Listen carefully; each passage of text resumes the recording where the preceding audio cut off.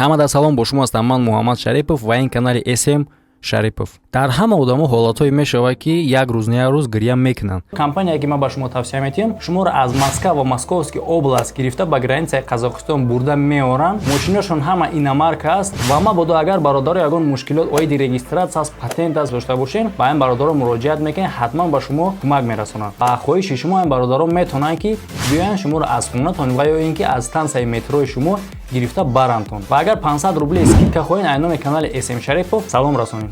Ай сабаби шодӣ боша, ай сабаби ғам боша, не ки ҳеҷ кас фикр намекунад ки чӣ ба дар ҳолати ғамгинӣ ва ё шодӣ кардани мо ашк аз чашм ҷорӣ мешавад ва ашкам аз ягон кас намепурсад ки ҷорӣ шавад ё ин ки на. Ва вақте ки гирья омад, мо ҳам ту мегирем тамом ва саволи зиёдӣ наметиҳем. Ва ин ҳодиса дар бораи духтаре аст ки ҳам ту гиристан наметавонад.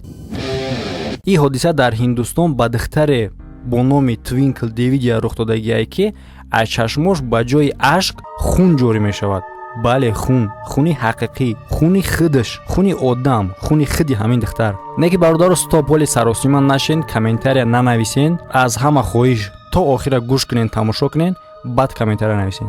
барои ки ози комментарие ки менависен дар охир комментариҳои шумо тамоман дигар мешавад. ин воқеа пеш аз интернета ба пӯ хезондан аввал Ҳиндустона ба пӯ хезондагӣ буд. ҳамаи корҳо соли 2008 сар шид ки вақте дар ахбор дар бораи духтаре гап мезаданд ки на танҳо аз чашмонаш балки аз тамоми баданаш хун ҷорӣ мешид. хеле ки мо медонем чӣ гапе ки дар ахбор меган, албатта ки рост боша набоша намедонем, не ки то ки халқ бовар мекунад, албатта ки бовар мекунам. Хуни духтар аз чашм, аз бинӣ, аз гардан, ҳатто аз панҷаҳо ҷорӣ мешавад. Агар ба ақидаи медицина бигирем бародаро, аз бадани солим, яъне ки бадан агар ки бридагӣ набоша, ягон захмдор набоша, хун набояд ҷорӣ шавад. ҳозир ҳар яки шумо видеоро тамошо кардесен, обратно дастҳои худтонро нигоҳ кунен ва ба худтон тасаввур кунен ки дасти шумо бе ягон захм, дастотонро шумо набридаен ва просто так хун ҷорӣ мешавад. албатта ки бовар кардан ба ин кор ғайриимкон аст. ҳамаи духтуро сабаби ин корро тамоман фаҳмонда натонистанд. лекин бародаро ҳаст беморӣ бо номи гематидроз ки аз бадани одам ба ҷои арақ хун мебарояд. ин беморӣ дар ҳолате мешавад ки рагҳо осеб мебинанд, лекин ин духтарак ягон ҷош осеб надорад ва ҳамаи анализош нишон доданд ки духтар комилан тандуруст аст. амодараш боша мегӯяд ки ин мушкилӣ хеле душвор барои ин ва ин мушкилиро мисол хеле душвор пайсар мекунад ҳаррӯзаи духтарак ва сабаби ин мушкилӣ ба мактабам намеравад, дугонабозиам намекунад, ҳеҷ ка қатишам гап намезанад, барое ки фикр мекунанд ки ин касрати касофати духтара худшам касофат аст, чунки аз чашми одами оддӣ набояд ки хун равад. модараш мегӯяд дарднок нест барои фақат ки ӯро дар ҳолати ногувор мегузорад. вақте духтарак ҳам мегӯяд дарднок нест, аз сабаби ин ҷинҳои ӯ будае, яъне ки ба гуфтаи худаш ки ҳам духтарак ҷин доштае бо номи Ишан Ашрит Имам ва Алтаф ва ин ҷинҳо ба ӯ забони арабӣ меомӯзондиянд. ва ин воқеа ба гӯши критик ва нависандаи ҳинд Саанал Эдамаруки расид ки ӯ дар вақти худаш сири духтареро фош кард ки гӯё ки бриллиант мегирист, яъне ки ба ҷои ашк аз чашмош бриллиант мебаромад.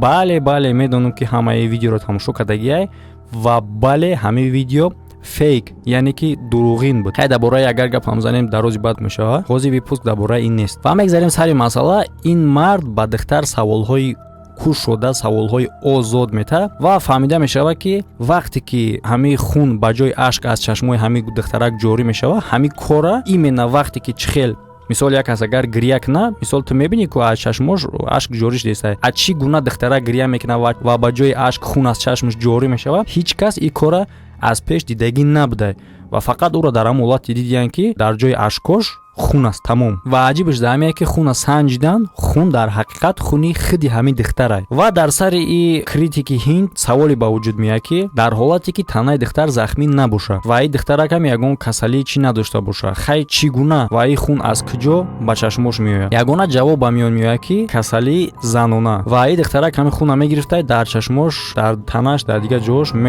мешакида ва мегуфта ки ҳамин хун ҳамин хеле худаш баромада, яъне ки ай ба ҷои ашк, айсиш ба ҷои танаш, дигараш. ва вақте ки духтарака пурспорси зиёд мекунанд, дигар роҳ надора, маҷбур мешавад ки қоил шавад. ва сабаби ин кора дар чӣ мега ки ин қатъи модараш мехостиянд ки хеле машҳур шаванд ва ҳамин воқеаро бофтаянд. Ва як сабаби дигар духтарак доштае ки намехостае мактаб рава ва и гӯё ки беморӣ орзуҳои ӯро амалӣ гардонда. Одамо ба чизҳое бовар намекунанд. Барои ҳамин ҳар як чизе ки мешнавем, ҳар як чизе ки одамо мегӯянд, худ дар ахбор бигӯянд, худ миллионҳо одамо бигӯянд, худ дар тамоми ҷо бигӯянд, худ дар ҳамаи новостиҳо баромад кунанд бигӯянд, пеш аз оне ки бовар кардан шумо бародаро ба ақли солимтон як бор фикр кунед. Фарқ надорад ки мега гапа ва фарқ надорад чӣ хеле мега. Болоида шумо бо як бор дига фикр кунед, андеша кунед, хулоса бароред. Бошед саломат дар паноҳи Худо. Видеои нава иҷрат кунед. Ва як чиз дига бардоре ки мумкин дар комментария ози одам ёфт шавад ки бига ки ин кор ҳаст, ин кор ман хеле одама мешиносам. Намедонам бародаро.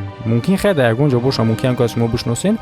Не ки конкретно оиди ами ҳолати ки гузаштагӣ, ман аз ҳамин ҳолат дурӯғай. Ҳар кас ҳаққи фикри худ баён кардан дорад. Марҳамат бародаро, комментарияда фикрро баён кунед.